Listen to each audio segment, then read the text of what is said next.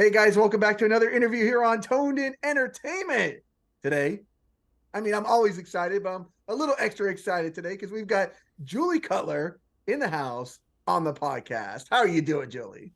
I'm doing amazing. Thank you so much for having me. I've been looking forward to this ever since you reached out to me to do this with you because I feel like this is a really good platform for people who are sort of up and coming in the wrestling industry to be able to tell more of their personal story, which is something that I haven't really done much of yet. Normally, when I'm podcasting, we're just talking about whatever show or pay-per-view it is that I'm scheduled to be talking about. So it's kind of nice to be able to break free from that a little bit. Thank you for that opportunity. Yeah, definitely. Speaking of coming up in the scene, we did talk a couple weeks ago, and you were down here in Florida, which is where I'm at, but you were like 4 hours away, and you were at was it Pro Wrestling Action, I believe it was, up in Yes. Central Florida, and you were doing the independents. You were having some good times. You were doing some interviews. Give us a little just backstage info as to like what all went down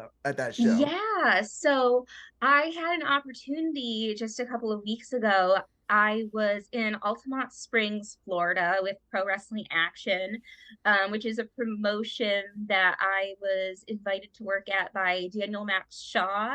And I don't know if you're familiar with Dr. Eric I've Christopher. had him on the Uh, show. Love Yes, him. he's Yes. also he manages some of the talent that was performing at Pro Wrestling Action. He manages the current PWA champion, who's Agony, who also competes all throughout the state of Florida, as well as one of my close friends, Chico Adams, who performs again all throughout Florida and has been seen on WWE, AEW, Impact.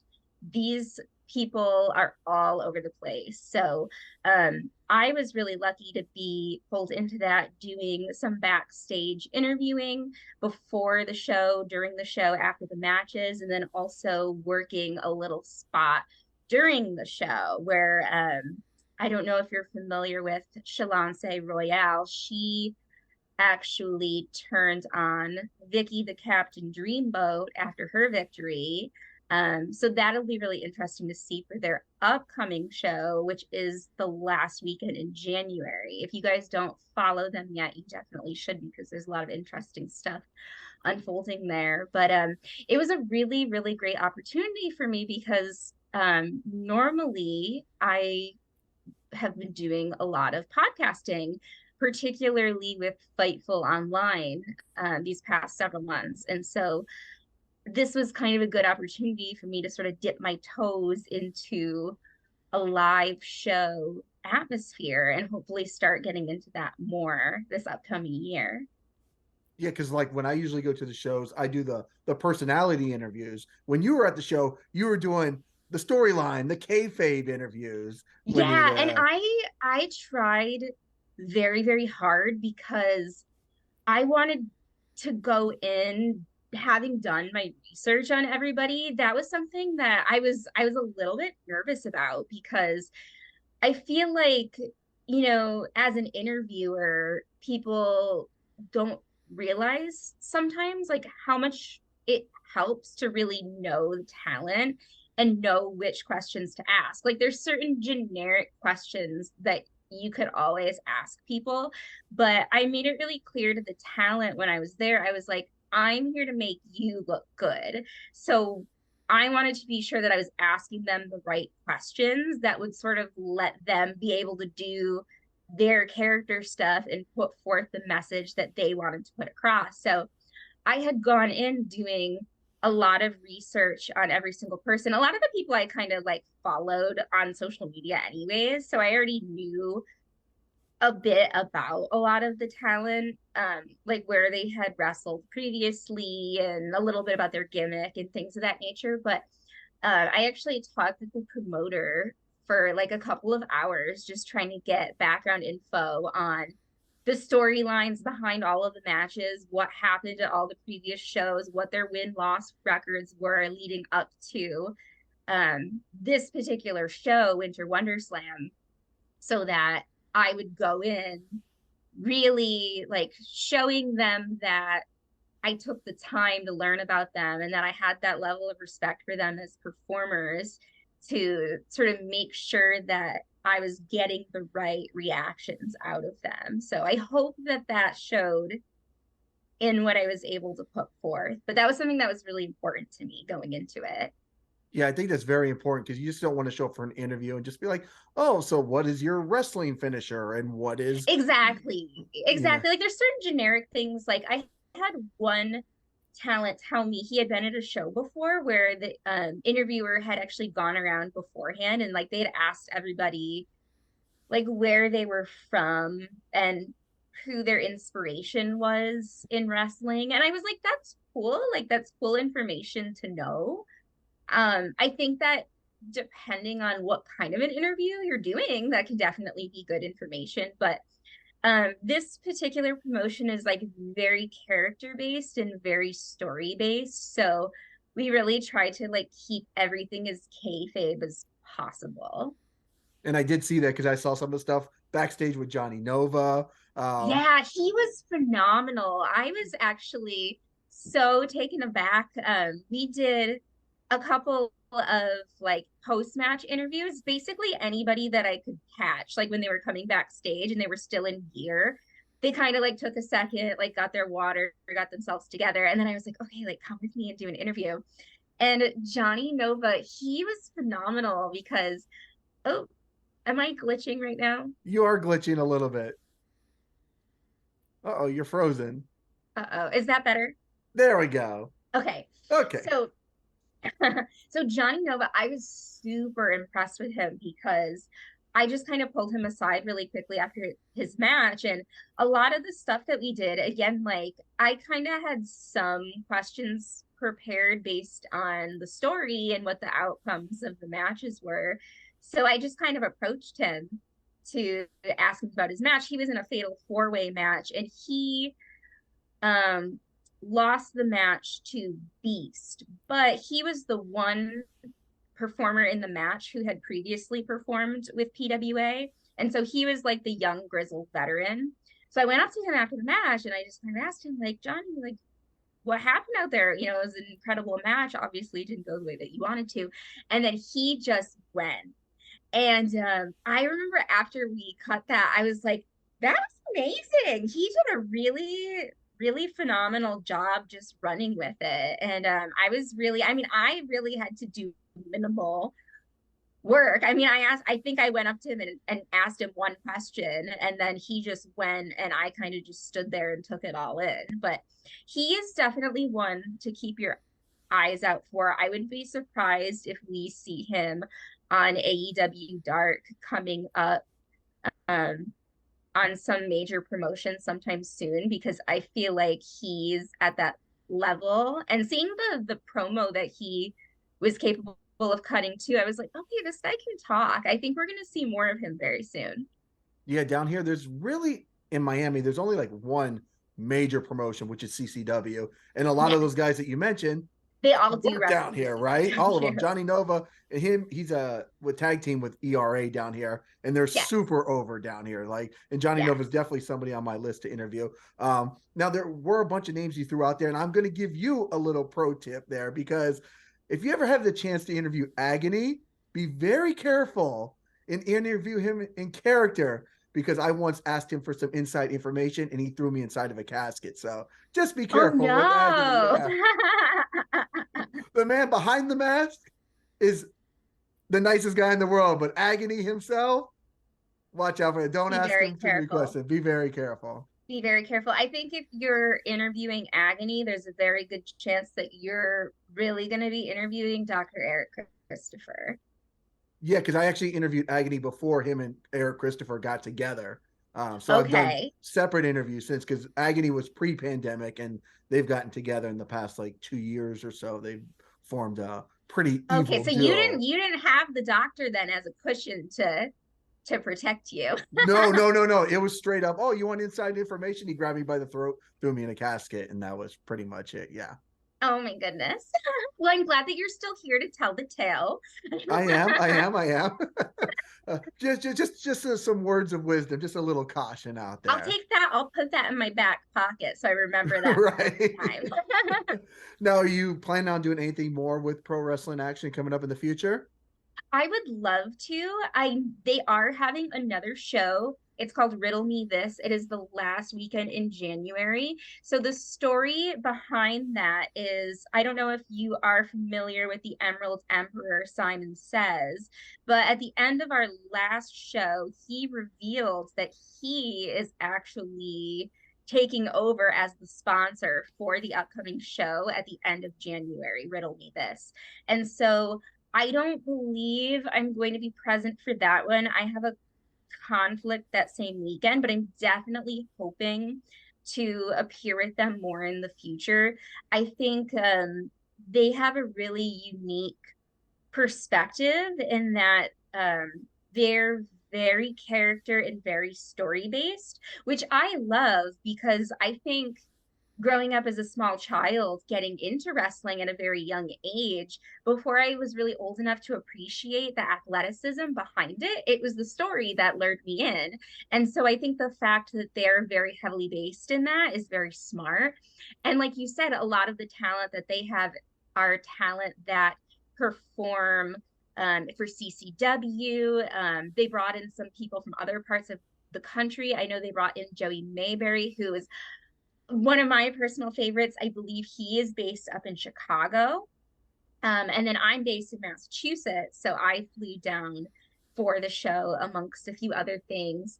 And a lot of these people are people that I think you're going to see a lot of other places, a lot of people that are starting to make appearances on AEW Dark. And that does a whole lot because we can see in AEW some of the talent that kind of slowly started appearing on Dark either ended up getting signed in NXT or they started appearing more often if they were well received and ended up getting pulled into the AEW roster. So I think we're catching a lot of people at a very interesting point in their career where they're like just on the brink of like a big opportunity, a big signing. And it's like we get to see them first, which is pretty cool.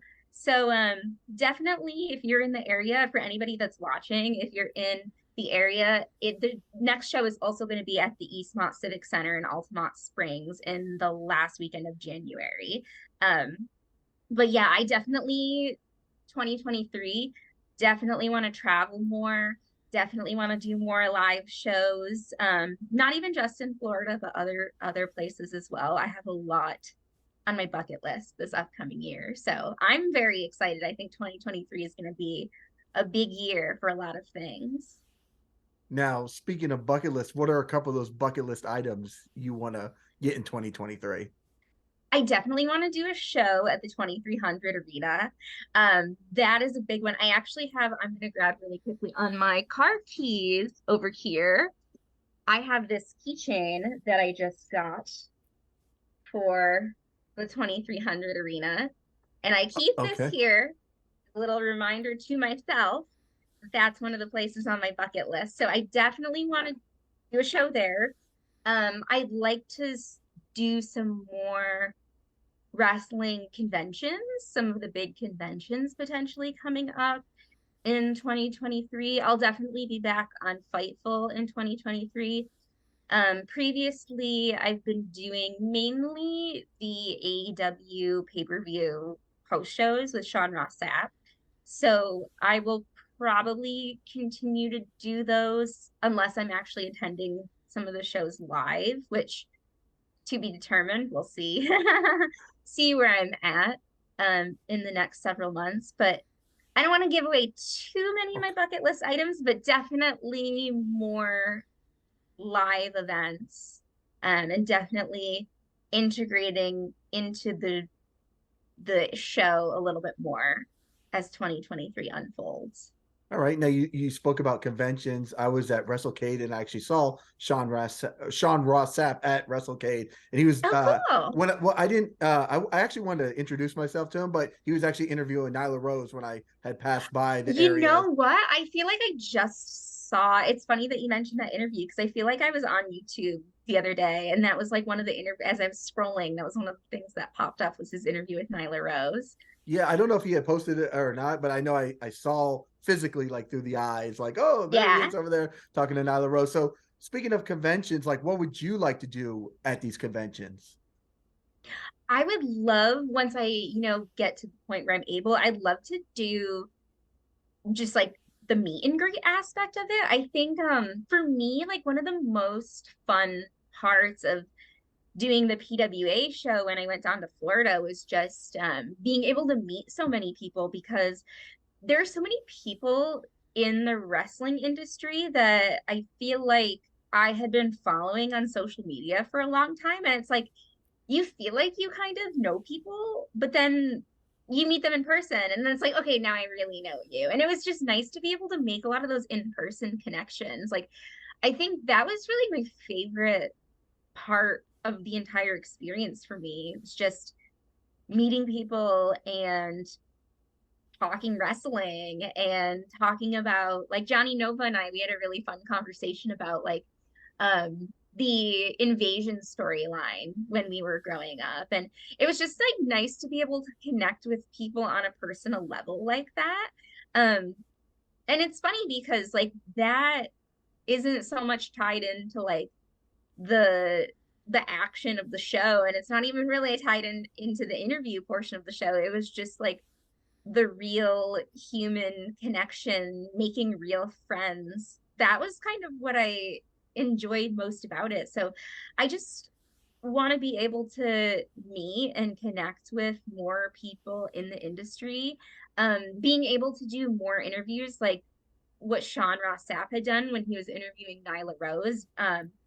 Really being able to interview people and also do more interviews out of kayfabe, just really being able to get somebody's true story. I feel like that's always something that I've really loved. Like watching, I feel like Total Divas isn't the best example because it's like reality TV, but things like that where you kind of get a little bit of behind the scenes, like more wrestling documentary based sort of things. At the Dark Side of the Ring on Vice TV, like that kind of stuff. I love getting that behind the scenes intel. And I'd like to be able to do more of that because I think pretty much everything that I've done so far has been very based on the story, what happened in the show, what happened in the matches that we saw. I want to be able to get more of what's raw and real about the performers and also share more of that within myself with the world. Right. It's so true because what you said, it's interesting. Like when you meet them or whatever, and you talk to them for like the first time or whatever. And one of the examples I'm going to bring up is someone who was at the show, Marina Tucker, is Yes. we always joke about, or not joke about, but like our Sting is our like favorite of all time, right? And so like Yes. anytime I post anything Sting, she comments. Anytime she posts something Sting, and it's like that Sting thing. Like it's like Yeah. you build these That's just your like little thing. memories, right? You with people, and there's a million other examples, but that's just one of them to be put out there. It's really interesting like that. Yeah. And Marina Tucker, when you mentioned her, she is such a sweetheart. I'm really excited for her because I feel like she's been doing some really big things with WoW I and love WoW her is character on WoW. It is awesome. Yeah. I do too. And she and I had a really good conversation about that as well because despite the fact that WoW is being broadcast on a secondary network via CBS, they're pulling in pretty good ratings. I think when I checked, their ratings were like it was above 300,000. It was between 3 and 400,000. And I know Rampage has generally been pulling in between 4 and 500,000. So they were doing pretty good ratings, all things considered. And I think there hasn't been a lot of conversation in the mainstream wrestling media about WoW, but there's a lot of really talented performers there that I think deserve to be showcased more, especially um with how far women's wrestling has evolved over the course of these past several years. From when I was a little kid to now, women's wrestling has changed so much. And I feel like there's so many people that just deserve more media coverage. And so I'd love to work with Marina and some of the women of WoW at some point to be able to maybe put something together and do that. But she's phenomenal. I just needed to put her over for a quick second because I think that there's a whole story to be told there that hasn't really been told on any really major platform that I've seen yet. So I'm hoping that that's something that we can also get more of in 2023. Now, you brought up women's wrestling. What were your first memories of women's wrestling growing up when you saw them? I mean, I think there's definitely some pioneers from when I was growing up that I that laid the foundation for what women's wrestling is today. Um, Obviously, I mean, I think a big one is China. I mean, and then I grew up also with Trish Stratus and Lita. They were like the big two for me when I was growing up. Those were probably like some of the first action figures that I had too. I think Lita was like one of the first action figures that I had. And I remember being so excited that like I had a women's wrestling action figure. I know exactly which one it is too. I'll have to find it or find a picture of it at some point. But aside, I feel like there were some serious women's wrestlers, and then there was like a lot of fluff stuff that was put on TV at that point in time as well, where like the women were being used more as eye candy. And obviously, we've seen women's wrestling today. I mean, look at how much larger the roster is to start with. Like, I feel like when I was little, it was kind of like a very small handful of women. Um, and only a couple of them were people that I feel like really came from a wrestling background. Um, but now, I mean, we have a huge women's roster in WWE, especially now with the new Triple H regime, and he's bringing back a lot of his people. We're seeing a lot of women that I admired during their NXT runs come back. And AEW, being a relatively new company, I think we've seen a lot of growth in their women's division over the past couple of years as well. And I think that there's more to come. They've gotten some really good acquisitions in Toni Storm, Ruby Soho.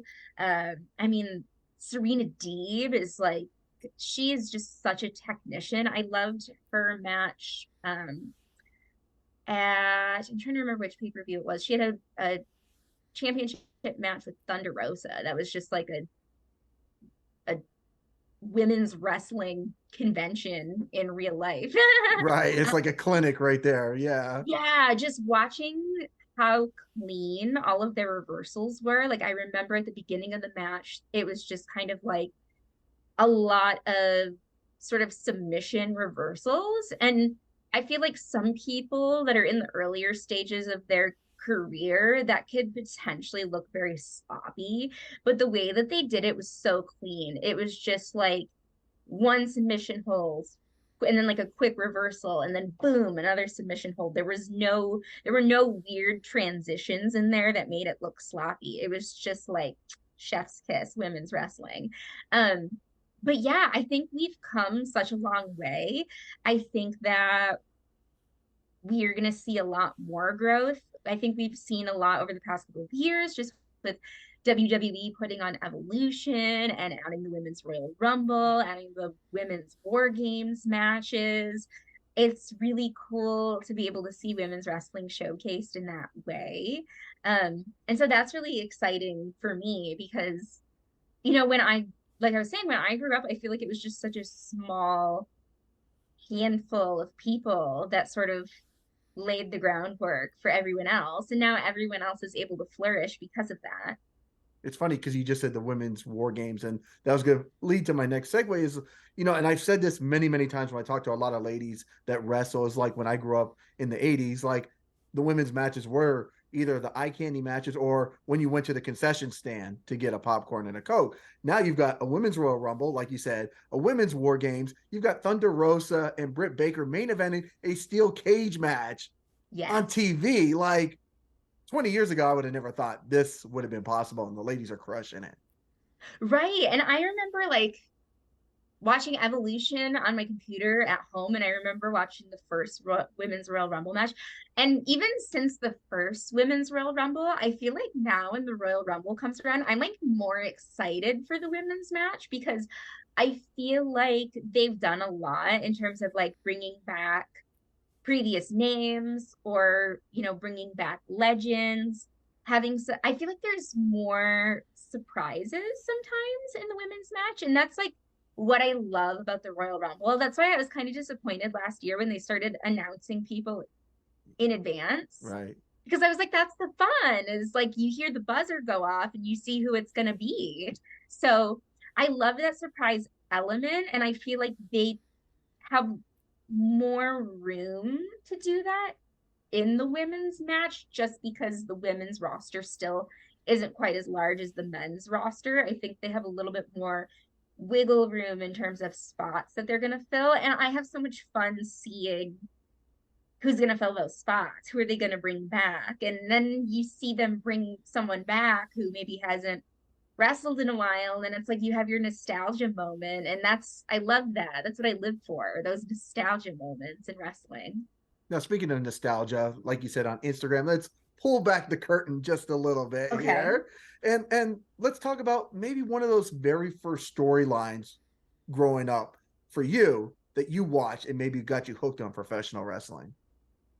So I remember like a few of the first matches that I watched, and I also remember, so I started watching wrestling, I was probably, if I remember correctly, I think I was about 6 or 7 years old, basically like as old as I could like kind of understand what was going on.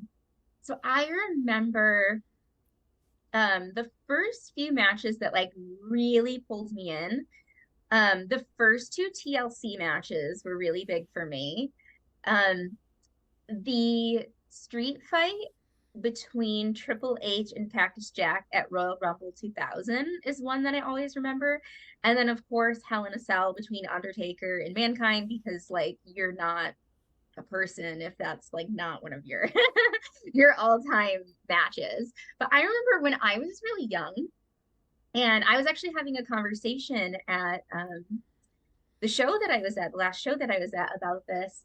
I remember being really into the Invasion storyline, which is funny because I feel like so many people were not fans of that storyline. And I realize that now as an adult because a lot of the key players from WCW and ECW really weren't a part of that storyline. But at that point, like I was too young to know any better because I still had a lot of wrestling history to catch up on. And so I just remember the idea of having these two sides and then also having the conflict between Vince McMahon and his children. Like I thought that was so much fun. And I remember Survivor Series that year being so much fun because it really felt like there were some serious stakes on the line. Like I think as we got older, they started doing Survivor Series with the brand split with Raw and SmackDown. But like for me, there's not as much payoff. I guess when they pulled in NXT, it felt like there was a little more payoff because it was kind of like, oh, like the rookie is gonna win. But it felt like there was a lot of payoff when it was like WWF at the time and the Alliance, because then you were like, this, like everything's on the line.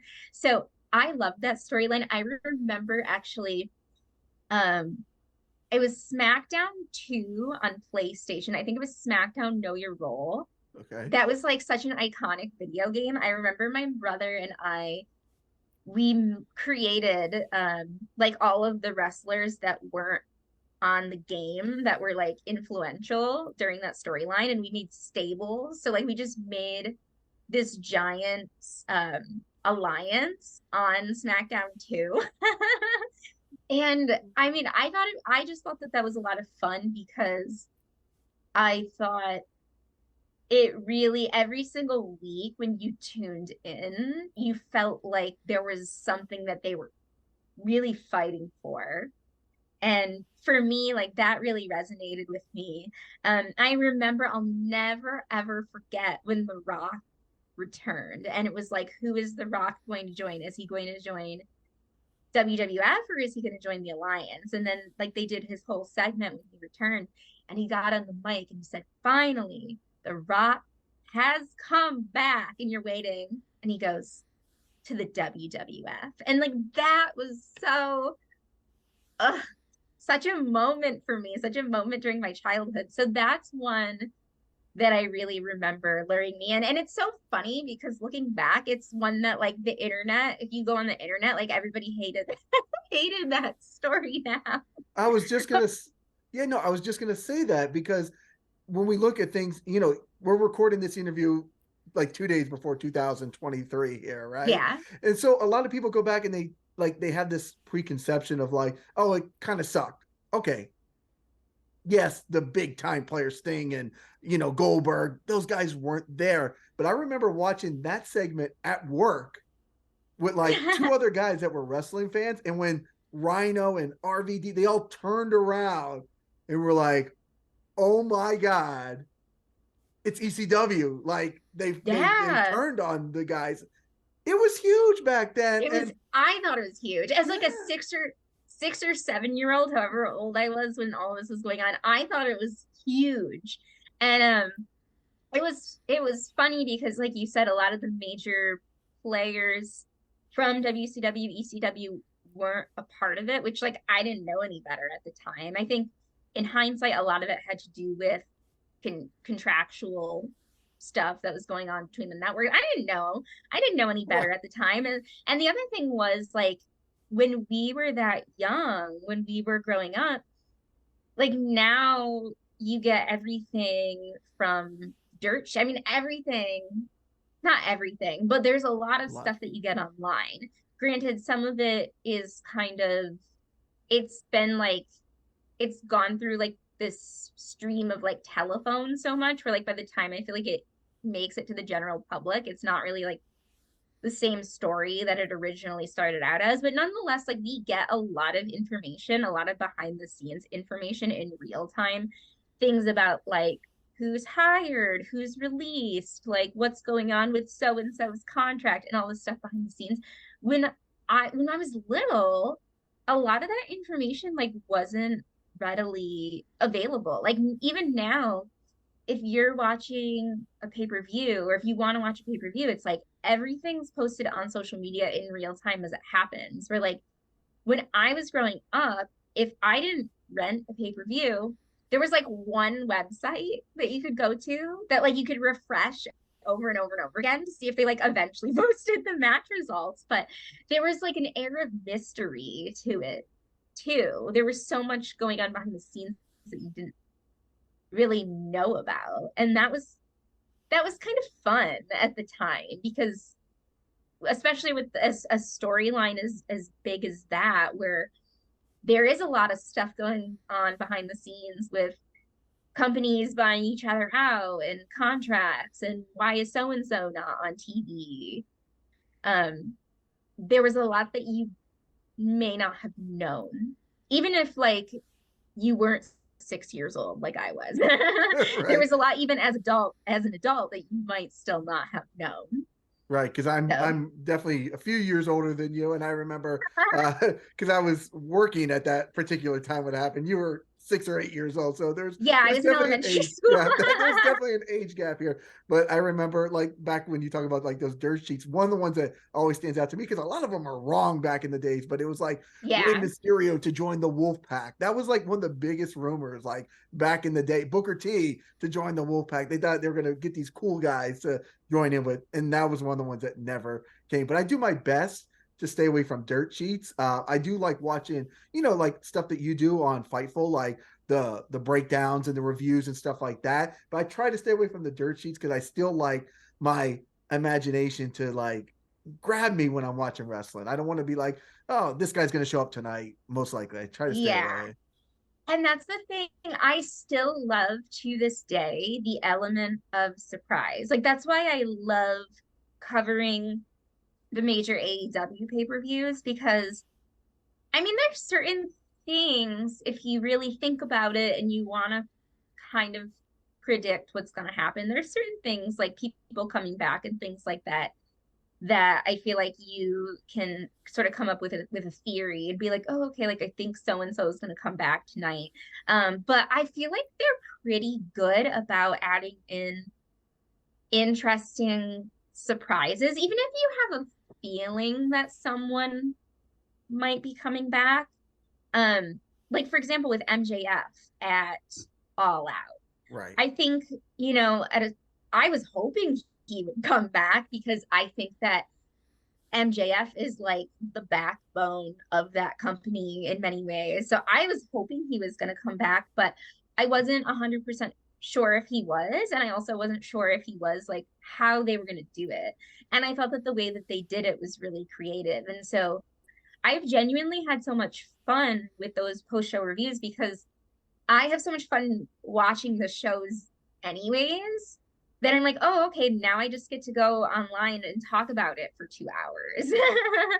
And I feel like I remember All Out last year. I was actually in Florida at the time watching that when Ruby Soho debuted, Adam Cole debuted, Brian Brian Danielson Danielson, debuted, and right. yeah, and it was just like I remember at the time being like, this is the craziest pay-per-view I've seen in such a long time. And so it's a little bit harder with social media leaking things in advance, but even still, I feel like there's like that little element of surprise when like maybe you think someone's going to show up, but you're not sure. And then they finally do, or they do it in a really creative way. And you have your little nostalgia moment. I still love that. I still feel like there's a place for that in wrestling. I think anytime you can incorporate a good surprise in wrestling, I think that that is a good thing. Do you have a number one nostalgia moment where somebody did reappear, the one that like absolutely blew your mind? I'm trying to think. I'm sure I do. I mean, I think I loved what they did with MJF at All Out this past year. I I thought got that that was, chills that like I had to replay it over and over. Just that music, the pop was well, insane. I thought it was so creative and like well thought out the way that they did it, because he had tweeted lyrics from that song for like the past couple of years, just like at random intervals of time. And so I feel like before the end of the show, before it was actually revealed that it was MJF, I remember, I'm not on Twitter, but I know enough people that were telling me like, oh, wrestling Twitter already figured it out because they like went and they found MJF's old tweets. And then I think the clue for me was when the firm came out and then he came out in disguise. When he got in the ring, I saw the bottom of his shoes. He was wearing red bottoms. He was wearing Louboutin shoes. Wow, you did some hardcore investigating then. Well, I was like, no one else is gonna be wearing those shoes except for Right. MJF. I was like, no one else is bougie enough to wear those shoes. Maybe not nobody, but he's one of the few people that I'm like, he's bougie enough where those are the shoes he's gonna wear. Yeah, I didn't think we were going to get that huge payoff in that night, but it was so worth. I mean, what happened after the show is just a whole nother story unto itself. Like maybe if he had cashed it out, maybe other wrestlers would still be in the company at this time, and all the craziness Yeah, was still on the down. there's like I feel like that's a whole That's all. whole nother story. But I'm trying to think in terms of other returns. This one may be like a little more under the radar. Um, Actually, I have two. One of which I think is a little more under the radar. One that I loved that I also feel like was not well received on the internet was when Kurt Angle returned with the Shield. I'm trying to remember what year that was, maybe 2019. I'd have to go and double check. When Kurt Angle teamed with Seth Rollins and Dean Ambrose at the time. I feel like a lot of people didn't like that match because I feel like a lot of people wanted to see like classic Kurt Angle return in the singlet to his own music and everything. And they weren't thrilled with like that whole match in general. Just the way that it was booked. I thought that that match was really fun. I thought it was kind of funny to see Kurt Angle come out with the Shield. Of course, like you always want Kurt Angle's classic entrance, but I thought it was funny to see him come out with the Shield. And then when they got him out of the match and he returned and then came out to his own music and was just like Angle slamming everybody left and right on the ramp, we kind of got a little bit more of the nostalgia moment there. But I feel like a lot of people hated that match, and that was one that I actually thought was really fun. I feel like it's like a trend with me is I tend to like things that the internet hates.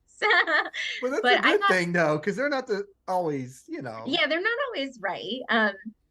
But I thought that that was a really fun nostalgia moment. I'm a huge Dustin Rhodes fan. I actually have Goldust entrance music as my alarm clock, which I don't know if you know Bob Rosen or not. If you're familiar with Bob Rosen, he's like the ringmaster for AEW. He's worked for a lot of different companies and he has wrestling rings all over the world. But I had a very lengthy conversation with him actually at PWA's last show because he had supplied the ring that they had used for that show. And he was there like when the setup crew was putting everything together. We had a nice long conversation about Dustin Rhodes and we ended up taking a picture together. He was like, I'm going to show this to Dustin. um, but I've always been a big Goldust fan and a big Dustin Rhodes fan. So I loved when he returned, the year that he returned during the Royal Rumble when Cody was already in the match. And I remember I was watching some videos of it on YouTube and like his music hit and people in the audience like they panned over to Cody in the ring to show his reaction and everyone in the audience was like, that's his brother. So I feel like that's like a little bit more of like an under the radar moment. Like I don't necessarily think that that's a moment a lot of people would be like, oh my god, like that gave me such nostalgia vibes. But for me, like I've always really admired Dustin, not just his in-ring ability, but his character work as Goldust specifically. So that was one that really stood out to me personally. I'm a big Goldust girl. Yeah, and I'm on the Goldust should have been a world champion train. oh, okay. Goldust was it was for its time. It was a character that was, I think, hard to relate to because I mean, you were younger, I was younger, and it was very controversial, very Yes. different because I remember watching him as the natural Dustin Rhodes in WCW. He'd wear the jeans and the bunkhouse bras and stuff like that. And the transformation of him to Goldust, I think he didn't get so much the credit when it was happening. But I think when you look Yes. back in retrospect, he's definitely one of the characters that people say Goldust was brilliant. I think so too, because from my understanding, from previous interviews that he has done, it sounded like the Goldust character was kind of like Vince McMahon's uh brainchild. And it was like he saw something within Dustin that Dustin said he didn't even really see within himself, like this super abstract character that was very cutting edge at that period in time. And I have to give him so much props for the way that he executed the Goldust character, because I feel like that's one of those characters that you either commit to 110% or it's going to fail. Like, that is not a character that you can kind of do.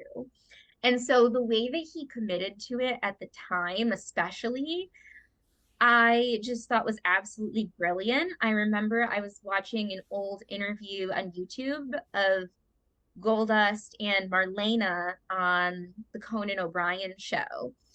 So he was still fully in character on programming that was not, directly WWE. They were promoting an upcoming pay-per-view. And just like the way that he was interacting with Conan and making him so uncomfortable. And then Marlena's kind of laying back as like the more masculine of the pair. Like, it was just brilliant the way that they executed it at the time. And I feel like that's not something that you see a lot of today. People going elsewhere fully in character and committing to the character. I feel like there's a few people that do that consistently. Like MJF is one that does that almost all of the time, with the exceptions of like a few shoot things here and there. But even like the engagement picture was probably the only thing that wasn't like yeah, and even like the commentary that he puts out on like his personal stuff is still like kind of in character. He's like, this woman's lucky to be married with me. Right. Things like that. Like, you don't get a lot of people that are that level of committed. Um, which I guess is kind of a double-edged sword, because on one hand you get the behind the scenes stuff that I love so much, but then on the other hand it kind of like takes away a little bit of the mystique. So just the fact that he did that at that point in time, and that it was a character that was like so abstract and had a lot of different layers to it, and like if it were given to the wrong person, I just feel like it very easily could have flopped. I have so much respect for him. I have so much respect for what he does in the ring. And I feel like he's also one of the guys who, it seems like he's very committed to helping the next generation succeed and putting the next generation of talent over, which is something that I really admire about him. Like, it takes a real veteran to be able to put their own personal interests aside to say, like, I want to help the next generation. I want to elevate the next generation. I want to pass on my knowledge to them. And so he's one of my all-time favorites. Yeah, because and that's why I wake up to his entrance music every morning. Because there were so many bad characters from the WWE at that point in time, that 90s era. Just one bad character after another. And Goldust, if not portrayed by Dustin Rhodes, the right character, could have been a bad character. That could have been a really bad character. That could have been. Yeah, that could have been another Dr. Isaac Yankum if Duke the Dumpster or something like that. Yeah. If it wasn't portrayed right. But he carried that character for a number of years, and we saw quite an evolution of Goldust too. We saw Goldust do like some more comedic stuff with Booker T. Right, which is fun. Yeah. That was really fun. Like, we saw an evolution of Goldust over the years, and the way that he presented himself, and also the way that he looks to some degree. I love the war paint, face paint. I actually, a while back, I'll have to show you at some point, I tried to do some Dustin Rhodes inspired. I'm not a big face paint person myself. Like, I haven't worked with face paint a lot, but I tried to do some Dustin Rhodes inspired face paint myself, which he had given me his stamp of approval on, which I was very happy about. But I just have so much love for that character. I know that Goldust was an Intercontinental champion, but I really think he would have been fun as a world champion.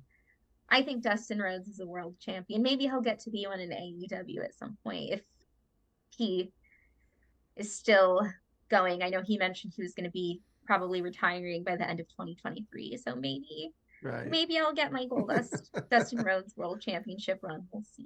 It'd be nice. Now, before we started recording, you did mention about your love of Funko Pops. Yes, of course, because all of us in wrestling, we all love. I feel like there's so many of us that like we have this secret addiction to Funko Pops. And I do have a couple of them with me here. I don't have a lot of them at my house right now. I have a larger collection elsewhere, but I do have a couple of them that I keep here. One of them being my Chris Jericho. And I actually have a list of Jericho, which I can show you really quickly, that I keep here, as well as my signed list of Jericho, which I actually think is really funny because I feel like he went on the record at some point. This was from like a number of years ago. That was from maybe 2017. So that was from a long time ago, but I didn't realize it. But before I got that, I think he had gone on record somewhere in an interview saying that he will not sign like if you brought him a list to a signing, he will not sign it. But he signed mine and he put my name on it. It says Chris Jericho, and then right below it, I'll show you. It says Chris Jericho, and then he said, if I'm going on the list, you're going on the list with me. So he put Y2 Julie on there as well. Nice. So I might have the only signed list of Jericho. I'm not sure. If anyone else has one, let me know. But I didn't realize it before I made that until after the fact that he had gone on record saying he will not sign them. But maybe he felt bad for me. I don't know. Maybe he was like, she put so much effort into this, because I remember when I handed it to him, I mean, mine's all like pink and sparkly. Maybe he was like, I feel bad she put so much effort into making this. Yeah, because I know he said, those characters are dead. Like once he moves on to something, it's a new evolution. And I have a friend of mine that's a sports reporter down here. And when AEW came down here right before the pandemic hit in 2020, he was like, oh, I might go interview, send out a press release to him. He's like, well, I may go interview AEW, but they didn't because they don't care about wrestling in sports, but anyways, he was like, well, Chris Jericho is one of the people that's available, so I'm going to ask him to put me on the list when I get there. And I was like, dude, you cannot do that. It's 2020. Like, right. You're obviously prove to yourself that you're not watching wrestling right now if you're going to ask Jericho to put you on the list, Yeah, I mean, the one that I have, like I said, I think mine's from like 2017. Right, so but you went as a fan too, not as a person. Yeah, and it was closer. It was definitely like he was like kind of just closing that era. Like I feel like this was like he was just leaving WWE, like moving into that New Japan Painmaker era. It was actually when he released his book, which I believe it's called No is a 4-letter word. I have a signed copy of it from him. But I just think that's so funny because like I did put all this effort into like making my own sort of in the style of Julie pink and sparkly list of Jericho, which he signed. And then I realized after the fact that he said he would never sign one. So I might have a very rare wrestling artifact. And then it's funny because so I had him sign the list. I am on the list with him.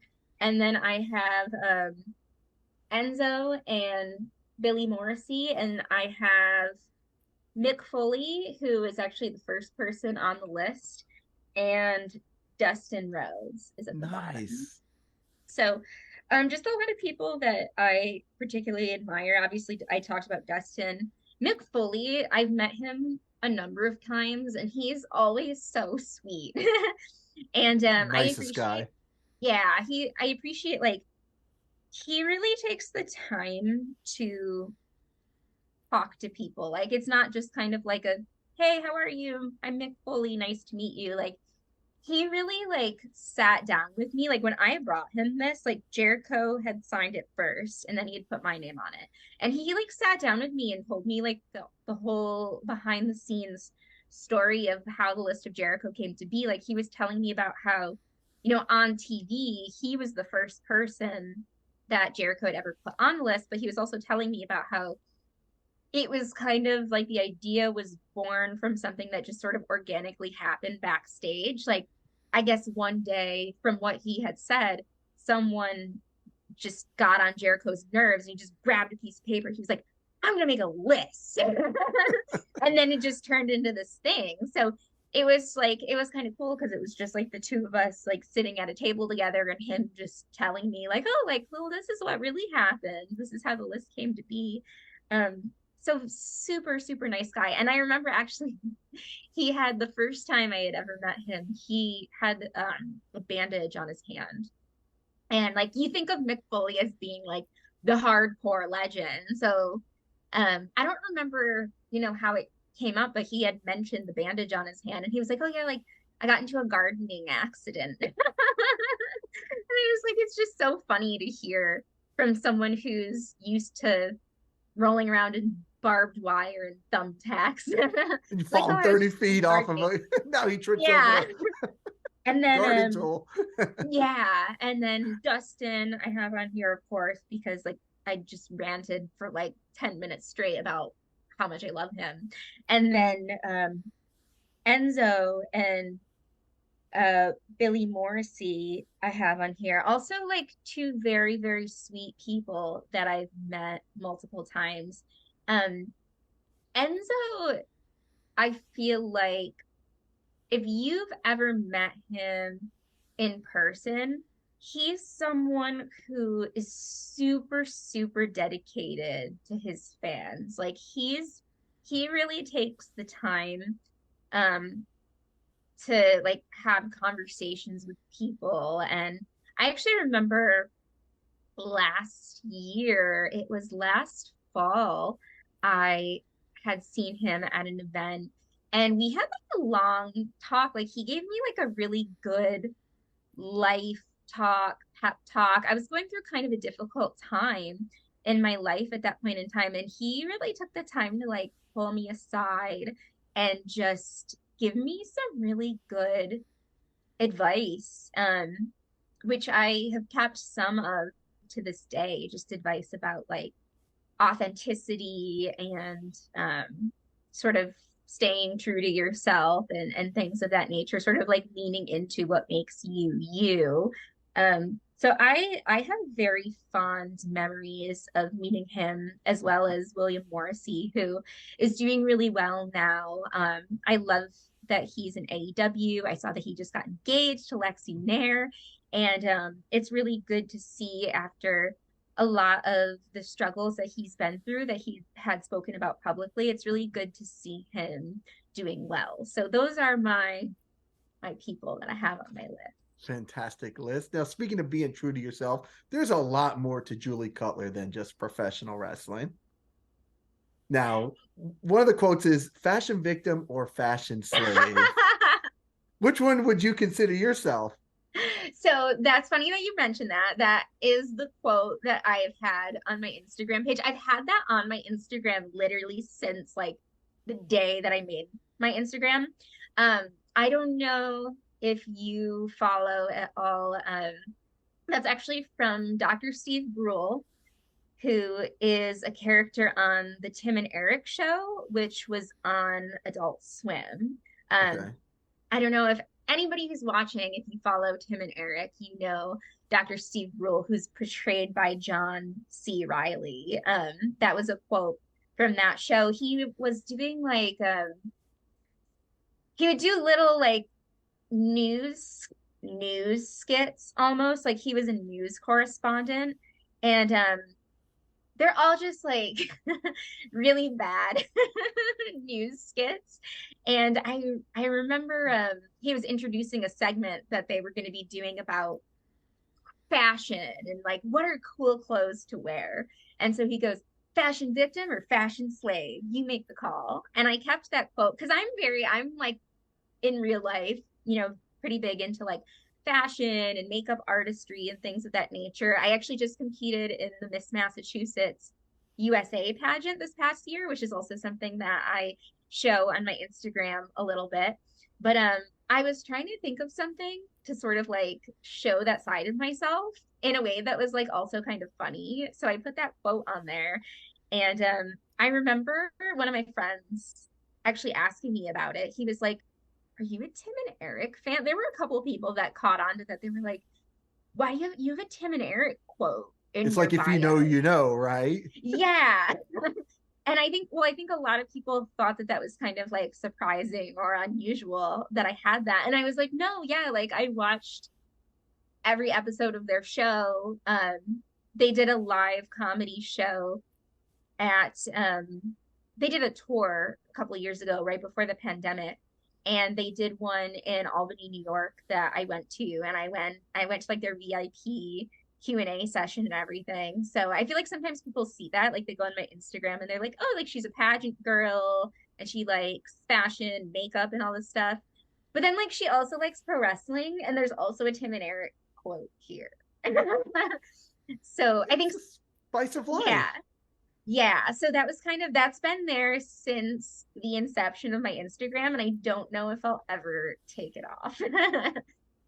Now, speaking of pageantry, Miss Berkshire County, USA 2022. Yes. What goes into getting ready for a competition? Because I have no idea. I just wasn't blessed with the genes to compete in a beauty pageant. But you've competed in a pageant. What is the process? What are some of the hardships, the struggles that go into competing into something like that? It's a lot more involved than I think people realize. Like I think people are just kind of like, oh, you're pretty, you just have to be pretty and get dressed up and walk around on stage.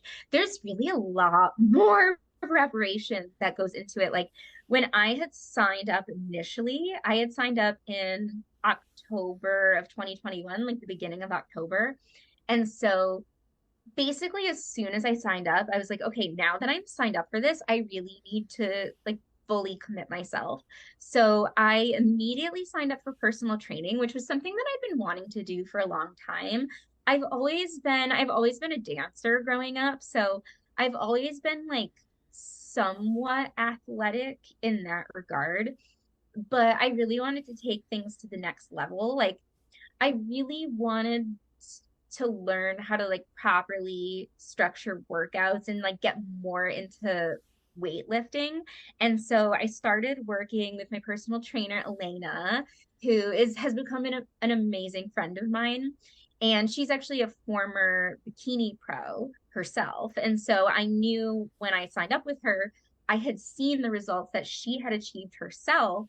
And I said, okay, if this is someone who trained herself from top to bottom to do fitness competitions and win and get her pro card, then I trust that she knows what to do with me. And I was very much right about that. I've learned so much from her um, since October of last year. I mean, looking at my my progress photos, sometimes it's hard to see your own progress as you're going along because you look at yourself all the time. You see yourself in the mirror every single day.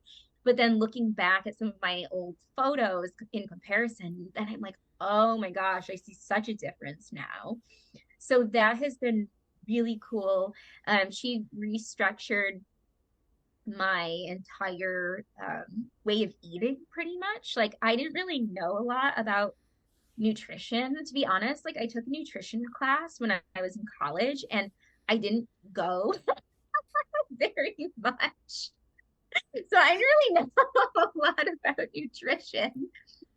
And so she kind of started me out piece by piece. And like it kind of started out as this is how to structure your meals, like a healthy carb and healthy fat and things like that. And what I did was I went online and I made a list of foods that I like what foods count as a health, like a protein that I like, what foods count as a healthy carb or healthy fat that I like, and then started mixing and matching those foods. And then as we went along, we started focusing more on like calories and macros and getting more specific in, okay, now we're going to cut back, and this is what your meal plan is going to look like when you cut back and things like that. So I learned so much from her that I did not know before.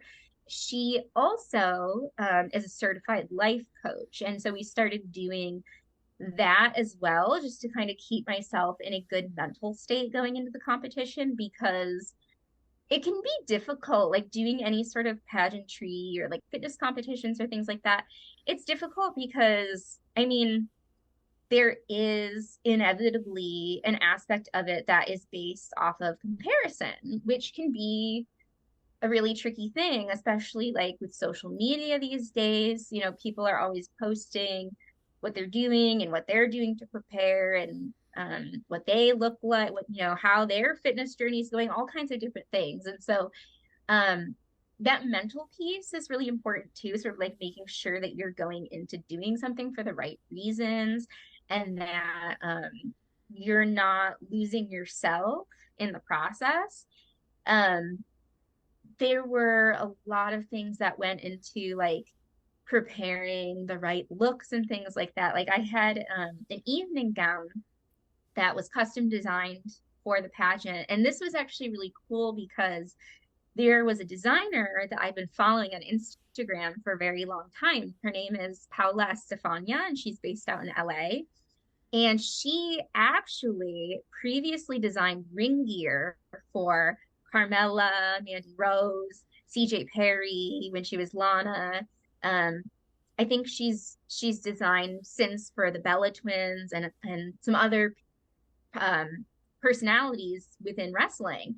And so that was actually originally how I found her, was because she was doing a lot of ring gear for Carmella. Actually, one of the gears that she made, I believe, was turned into one of Carmella's action figures. It was a red gear that she had made. And so I'd been following her because of that. And when I was doing my pageant, I wanted to figure out a way to sort of incorporate my love of pro wrestling into what I was doing for the pageant. You're And so probably the only girl that did that too, I would assume. Right? That's the thing. I think I was probably, knock on wood, I was probably the only person that had that as like a prominent part of my pageant profile. But I reached out to her at that point in time because I told her I'd been following you for a couple of years. I'm really passionate about pro wrestling, and this is how I found you.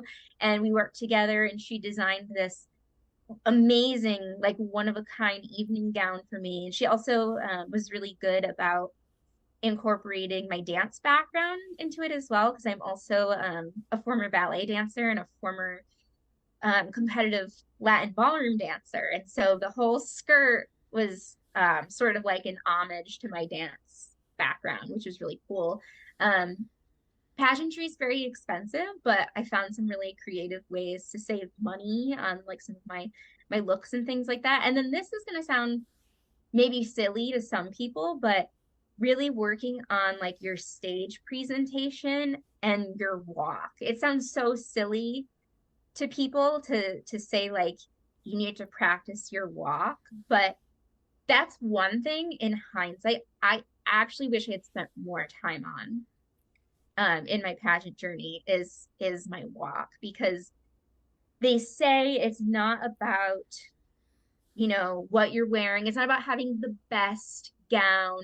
And it's kind of like that in wrestling too. Like it's not always about being like technically the best wrestler or having the best gear, but it's like, how do you present yourself? How does your stage presence come across? And so that's something that's really important to work on. Some people have that ability like more innately than others, or just like based on what your performance background is. Like some people have more experience with that than others, but that's something that a lot of people will spend a lot of time working on during their pageant journey, and having coaches actually work with them on that, so that when you get on stage, you know, that's something that the judges notice. It's not about having the most expensive stuff.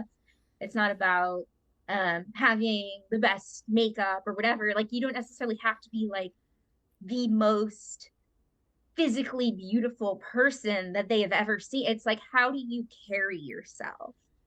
Does that energy that you put out, how does that come across to other people? No, Does it send the message that they want it to send?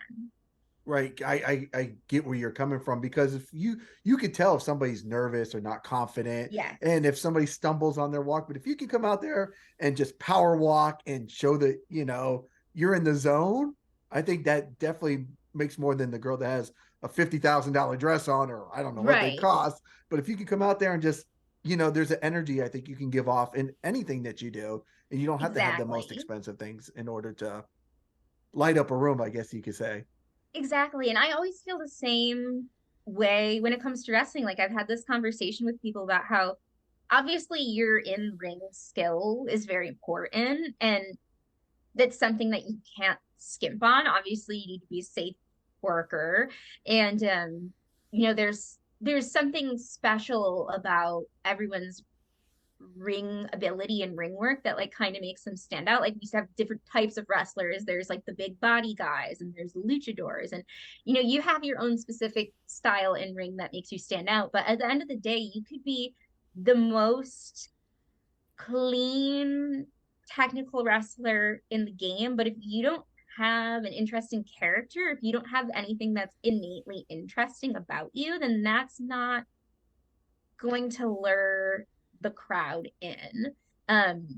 You need to bring that character to the table. And so I feel like it's one of those things that like across all performing arts or a lot of performing arts is kind of true. Like it's not always about being the best. Sometimes it's just, are you well rounded? Are you the right package where you resonate with other people? Yeah, I think that's such a great statement because you can see a million people wrestle under a mask and fancy tights, but I'm gonna put one wrestler out here like because he deserves to be pushed to the moon. That's Fuego del Sol. That if you have Yes. not got to see him wrestle at an independent show, he is the best entertainer. He's a fantastic wrestler, just a nice guy. I've had the privilege of Yes. interviewing him too. But you could have a million guys wrestling in a mask, but that dude, he will make you remember who he is just because of the energy and his Yes. charisma and everything else. So Yeah, and there's a number of people that are like that. And I always reference Kurt Angle's Hall of Fame induction speech from 2017 because I feel like I reference this in every single interview. But I feel like he really leaned in so heavily in that speech to his character work. And the thing is, Kurt Angle, when we were growing up, was like one of the best technical wrestlers in the game. Like he had that technical prowess that not everybody has. Um, up until he stopped wrestling, he was like in my mind, like technically one of the all-time greats from like my era growing up. But no argument there, that's for sure. yeah, but and you obviously remember that about him and you appreciate that about him, but the things that you really remember are Kurt Angle singing and playing the guitar, and Kurt Angle in the tiny cowboy hat, and Kurt Angle driving down to the ring in the milk truck. Like it's those huge character moments, or like the his heel turn, like when I had mentioned the invasion era, and there was like this whole period in time when I feel like Kurt Angle was like the baby face of the company. And when he turned heel, like my world shattered. Yeah, the And ECW, the so mouthpiece, and everything. Then at that time, yeah, like my world as a small child was flipped upside down. And that's the stuff that you remember. I mean, again, you'll always remember the in ring, but like, did they speak to you on a personal level that touched you in some way? I remember when I was growing up, I didn't like drinking milk. I mean, even now as an adult, like, I'm not a big milk person. But when I watched Kurt Angle, I was like slugging my milk back. So if you can have that sort of an impact on people, you are doing your job correctly. I wonder how many parents woke up to like their kitchen the next morning and their kids just taking milk bottles and Mine did. yours did. Mine did. Do not try this on TV. Well, it's too bad. Yeah. I'm gonna drink my milk like They Kurt need to Angle put did. a disclaimer. Although I'm sure a lot of parents would be happy that at least their kids are drinking milk. Right. They weren't drinking soda in the morning. They were Kurt Yeah, Angle told me to drink my milk, and that's what I'm doing. exactly. Now, growing up, watching professional wrestling, was it like a family thing or was it something that you just kind of like took onto your own? It was kind of a family thing. So the people that actually got me into wrestling at a young age were one, I have two older brothers. One of my older brothers and like one of our close family friends that we grew up with, who's basically like a brother to me, they are 4 and 6 years older than me. They're a bit older than me. So they started watching it together. And then like I remember my brother watching it I was just like playing in the family room one day. And he was watching it on TV. And I don't even remember what the context was. Like I think it was a Saturday. So I don't know if it was live or if it was something that he had taped. Because I remember they used to do like Velocity and Jacked, and then they had Sunday Night Heat. Like they had some weekend programming, and then we'd also like record things on VHS and watch them back in those days. So Mm-hmm. I don't remember if it was live or if it was just like something that had been taped. But I remember he was watching a match that had the Dudley Boys in it, and I started watching along with him, and then like he would get the video games and the action figures and things like that. And I just kind of started like I feel like being the little sibling and having my older brothers, like I just kind of followed their lead on a lot of things and I got into a lot of the things that they got into. And so I just kind of started like I just kind of hopped on the bandwagon with him. And then I remember like we had all the action figures and all the video games. I remember doing the craziest things like we would play SmackDown, like the first SmackDown games that came out on PlayStation, like SmackDown 1 and 2. And like, I think you needed to have a memory card at that point On to the not PlayStation, I lose. believe so, right? Yeah, so you didn't lose your data. And I remember like before we had one, like you literally couldn't turn the PlayStation off. We have the PlayStation on for like a week. So you Yes. didn't lose our stuff. Um, but yeah, I just kind of got pulled in with him. And then I feel like at some point, when I got a little bit older, there was like a period in time where I feel like a lot of people sort of fell off the wrestling bandwagon a little bit, like mid 2000s. I'm I feel, guilty. I'm guilty. yeah, like Yeah, yeah. and then as I got a little bit older again, like college age, I feel like that's when I started getting pulled back in. And then once I graduated at age 21 and I started working and like started having my own like really like disposable income where I could travel and do different things, that's kind of when I was like, I'm just in town.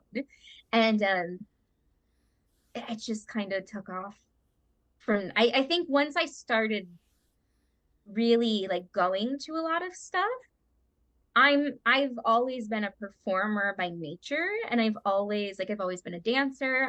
Did music growing up. I've always sort of liked that spotlight. And so I remember going to events and being like, I need to sit closer. Like I have to sit ringside. I can't. And then like once you sit ringside, you're like, I don't want to sit anywhere else. And then it got to the point where I was like, I don't want to be ringside. Like I want to be on the other side. It just like it kept spiraling. It's like I need to like be in it. I can't just watch. I need to be in it. And so that's kind of like I just it's like once you get that bug, it's like just watching. I felt like I got to a point where I was like, I can't sit back and watch anymore. I was like, I need to be a part of this. I was like, it was like not watching. I mean, watching was fun for me. Like I'm always gonna love watching wrestling, but there's something about being in the experience that I'm like, I need to be in it. I like that. Now, growing up, like for me, you know, I grew up in the 80s, so it was the Hulk Hogan, Ultimate Warrior, Demolition type era, right? My dad would take us to the matches. There was only me and one of my other buddies in school that liked professional wrestling and believed in what we saw at the time. Yes. Now, as a young girl growing up as a wrestling fan, I'm sure you were probably in the real minority with Yeah. your other female friends. So, like, did you tell people that you were a wrestling fan? Did they know? Did you? I did.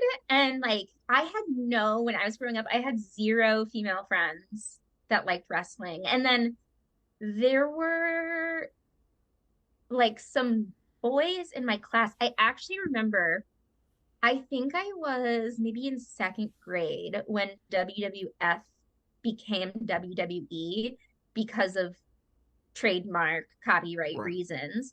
And I remember, because I was getting a lot of news and information from like older people that were following wrestling. I remember finding that out pretty early on when that was about to happen, that, there was the World Wildlife Foundation that was already the WWF, so WWF was going to become WWE. And I remember being in science class at school, and I think I was in second grade, and there were like two boys in my class that were talking about wrestling at my table. And so I was kind of like, oh, like I got to get in on this. And I started telling them, I was like, oh, like I just heard that WWF is now turning into WWE. Like there was this whole thing with their name, blah, blah, blah. And they were like, you're like, no, it's not. Like, you don't know what you're talking about, kind of thing. And then like a week later, I was like, I told you guys. They're like, Julie's the cool girl. She knows like what's going on in wrestling.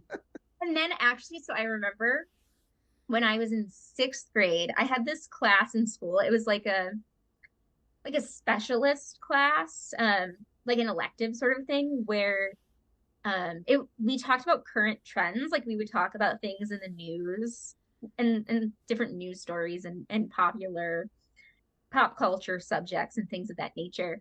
And sometimes our teacher would ask us a question, like it asked the class an open-ended question, and whoever got it right would win a piece of candy. Or if it was like a harder question, you'd win two pieces of candy. If it was a really hard question, you'd win three pieces of candy. And I remember he asked the class, and we somehow got onto the subject of wrestling. And so I was like, oh my God, I'm so in. And he had asked the class, he said, does anybody know? Because I don't think he knew. He was like, does anybody know what Triple H stands for? And I was the only person in the class that knew, and I got three pieces of candy. And I feel like all the boys in my class were like, what's going on? You're like, what? Where did this like random shy girl like all of a sudden develop all of this wrestling knowledge? That you were the only person that said Hunter Hearst Helmsley, and people are like, that can't be a real name. I got three pieces, and the teacher, he was also like one of the gym coaches from our school, and I think he was just kind of like, why does she? He was like, why does she know this? But I was well fed that day. You were well fed. You got three pieces of candy. I did. That you burned off later on, and were able to but it really was like a minority growing up. Like I don't think there were a lot of kids in my class that like openly talked wrestling in general, but like I knew of like 0 girls that did. Maybe like very rarely would I stumble across one, but it was just me. Yeah. Speaking of, like, I'm going to go back and bring up Marina Tucker again, because I've interviewed her twice on the channel. And the first time, she said, I said, something about what would you like to see in professional wrestling? And the one thing she said, that she hopes it would just be cool again. Like when you go to the mall and people had Austin 316 shirts or WWE, NWO, like, do you think wrestling will ever get back to like just that general cool area? Because it's still that audience, the wrestling audience, that really watches it. I think for the most part, it's not the big masses that watched it like back in the days. Do you think wrestling will ever get back to that cool time? I think it certainly has potential. I mean, I think that the more you can sort of tie in like other mainstream pop culture people and things to wrestling, like I feel like that always helps. Like I feel like now we hear John Cena's voice in like every car commercial. You do, and I hear that, and I'm like, oh, that's John Cena on there. Yes. Yeah. Sometimes I remember like the first time it was, I don't remember like what brand of car it was, but I remember I was like in my kitchen and I could hear in the background on the TV someone talking about like the Honda Civic or something. I think it is the Hyundai or so. I think you're right, because I think I heard it on this morning too. Yeah. Yeah, I was like, is that John Cena? So I feel like anything that you can do to sort of like connect to popular culture, I think helps. And I think we've seen some more of that within the past couple of years. Like Sasha Banks, Mercedes getting tied into like The Mandalorian. And we've seen Liv Morgan do her stuff with Chucky. We've seen AEW bringing in like Rick Ross recently. We've seen Snoop Dogg all over the place. Bad He's in like Bunny. both. Snoop is like, I'll go Yeah, to Snoop Dogg. We're WWE, like, I'll go we to don't know which AEW. company. Whoever's got a paycheck for me, I'll do it. Yeah. We've seen Bad Bunny, who I was actually super impressed by as a musical artist coming into the wrestling world, the level of dedication that he put into his performance. You could tell that he really put in the work. So anything like that, I definitely think that wrestling can be cool again. And I also feel like for a while, I mean, when I was growing up, it was primarily just WWE. I mean, we saw the downfall of WCW and ECW. We had some TNA for a while. It was cool for But like a like minute, yeah. yeah, but like there wasn't, I feel like it was just WWE. And now I feel like the wrestling world has so much opportunity in it with AEW, and Impact's picked up a lot of momentum, and now AEW has Ring of Honor. And I feel like New Japan is more talked about. WoW is picking up momentum. I mean, we were talking about the WoW ratings earlier being pretty impressive.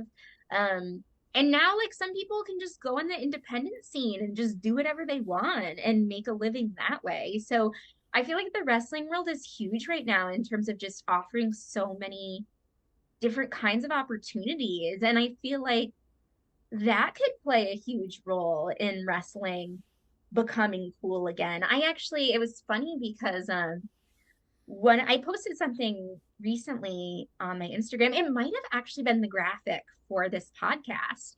And one of my pageant sisters, there were actually two of my pageant I did sisters see the comments, yeah. that had reached out to me saying like, oh, like I've been getting really into wrestling recently. Like you'd be so proud of me, and like we should go to a show together sometime.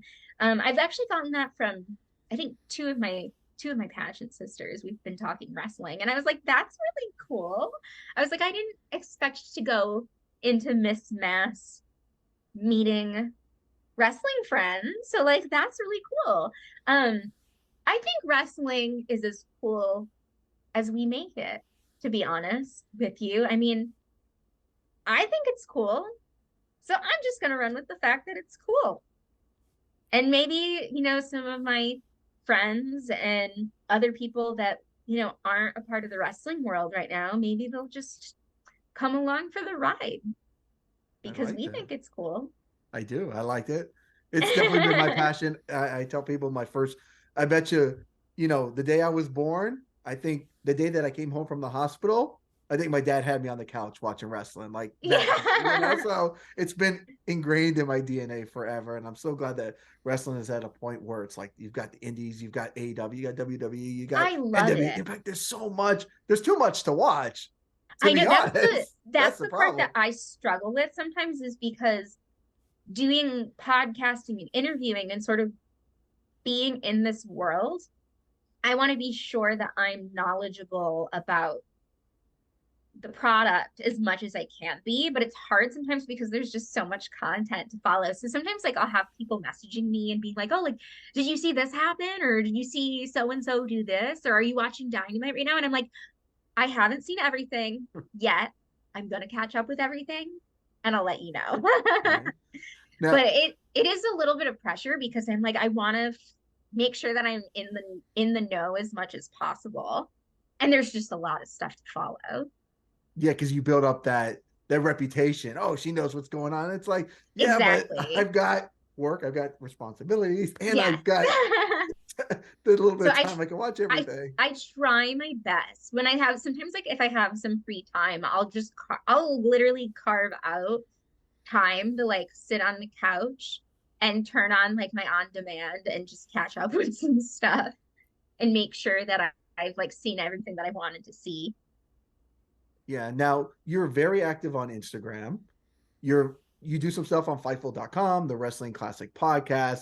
I have to admit, I mean, just in our conversation here, you're very knowledgeable. You're not somebody that's just putting on a front about your Thank love you. of wrestling and talking. Like when I watch those things on Fightful.com, you really do know what you're talking about, which Thank is you. fantastic. You can definitely tell it's genuine, and you know, you're very knowledgeable. What's in the future for Julie Cutler? Like your own channel coming soon, your own podcast. What's in the future? If we're being honest, I'm probably not going to do my own podcast, mainly because I don't have enough faith in my technological abilities to do Okay. my own. I like actually being on other people's Okay. podcasts better. Fair enough. um, like I like being able to I like being able to collaborate with other people, and I like being able to bounce ideas off of other people. Like I think that generally speaking, doing the podcasts that I've done with Sean for AEW post shows, we seem to bounce off of each other really well. And I like having that interaction. I mean, I guess the good thing about like doing your own podcast, I guess something that I would consider doing at some point would be like doing collaborations with people to kind of do more interviews like what we're doing right now, and bringing in like some other talent. That's something that I could see myself doing in the future. But really, I think one of my big goals for 2023 is to get myself out there in person more in person shows, conventions. I love to travel. I love getting on a plane. I love flying. I love staying in hotels. I love traveling. I suppose the more you do it, the more old it gets. But I really enjoy going places, meeting people, making those in-person connections, and just getting like that on the fly experience. I feel like it's so invaluable. Like even, the show that I did in Florida a couple weeks ago, um, I took a lot of notes going into it in advance, and then I felt like watching myself back, and even just like in the process of doing it, like as I was talking and kind of like viewing my body language and viewing how certain things came across and tone wise on camera.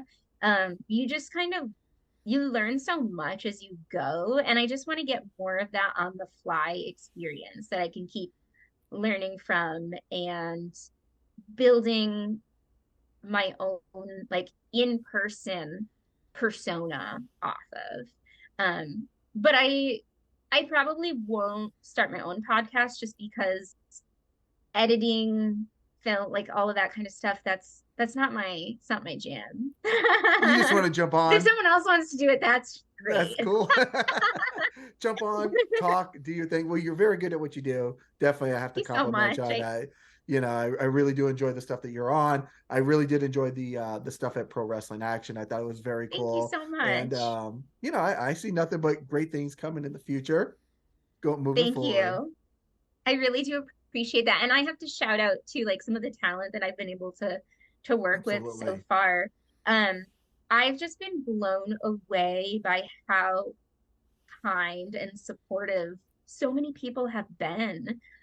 So many of these up and coming stars on the indies that I feel like are going to be some major players in the industry very, very soon. A lot of these people are very good people and very talented at doing what they do on the fly. It was really cool just to like be backstage with people and be able to like listen to the talent just plan out their matches, and knowing like how well versed they are in what they do and working with one another and working on the fly. Like that's really like such a key element of professional wrestling is like so many people, they say, oh, wrestling's fake and this and that. I'm like, you have to know how to do so much on the fly. You have to know. And if something goes not according to plan, especially in your match, like you have to know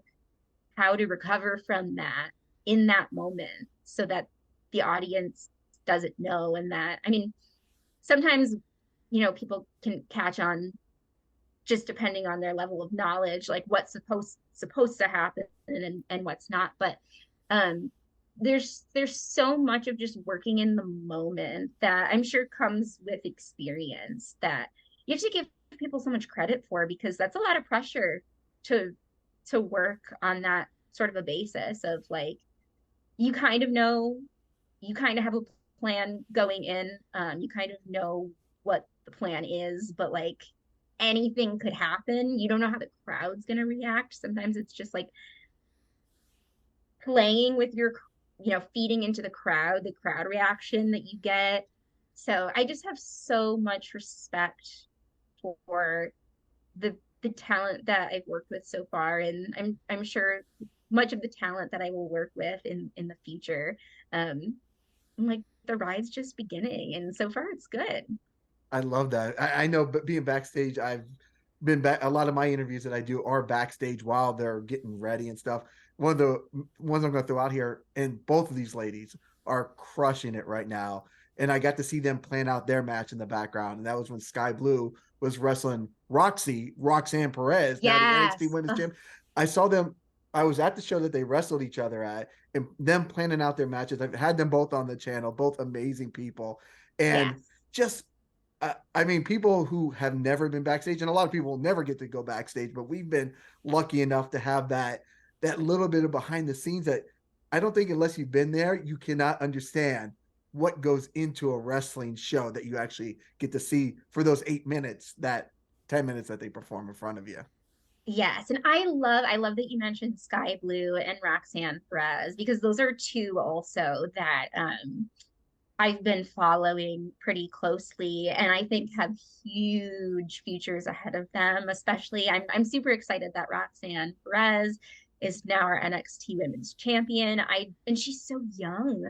I just think she has such a long, successful career ahead of her. She seems like somebody who has really put in the work. Like, she's really put in the reps. I know, um, from seeing some of my friends sharing things online recently, she had been at the dungeon in Florida training with Natalia and TJ Wilson and a lot of their crew, just like in her spare time behind the scenes, which I thought was really cool because, obviously being in NXT, you're already working at the performance center, but someone who goes that extra mile to go above and beyond honing in their skills, I feel like that says a lot about you as a professional and as a person.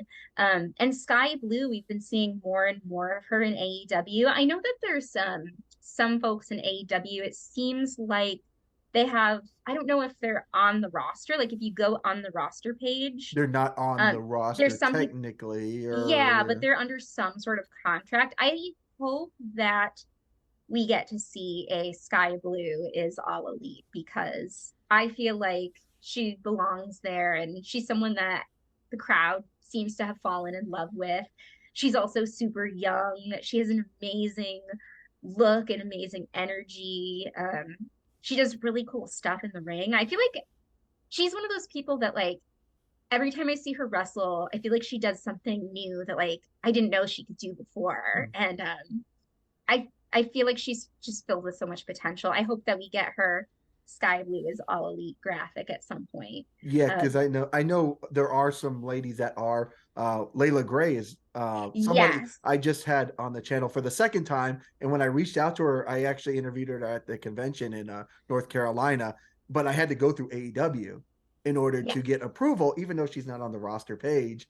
I still she's like I'm down Yeah. 100%, but you have to get approval from AEW. They actually approved it for me to do the interview, but there are some people that are under some type of contract, Some type but of but contract. we don't know exactly what the exact standards are. But yeah, I know Leila Yeah. Grey is definitely under some type of contract with the baddies, killing it. I was actually at her She very first is. match ever in Miami. She Really. wrestled.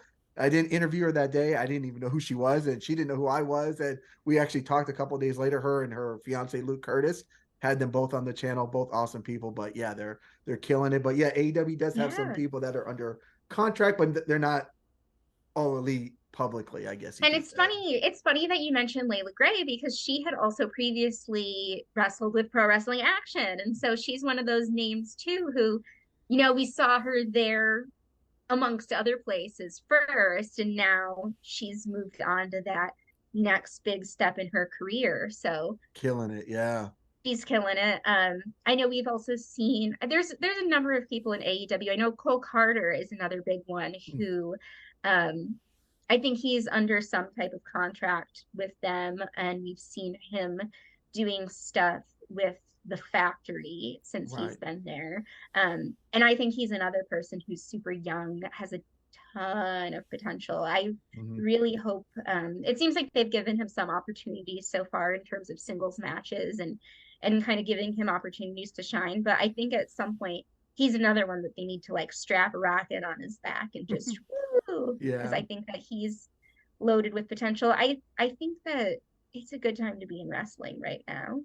Definitely. I hope they do a lot of these guys that we've mentioned and girls, maybe put them on the Ring of Honor so they maybe that could be Yeah. their show to, because Dark is definitely considered kind of like, the C show or whatever, the show that people tune into. Like whenever you have free time, you turn it on. And I watch the wrestlers that I've interviewed, the ones that I follow, but I don't watch Dark every weekend. I can't Yes. watch all the There's all just the so much shows. content. It's like Yeah. we So said, there's just so much content. yeah.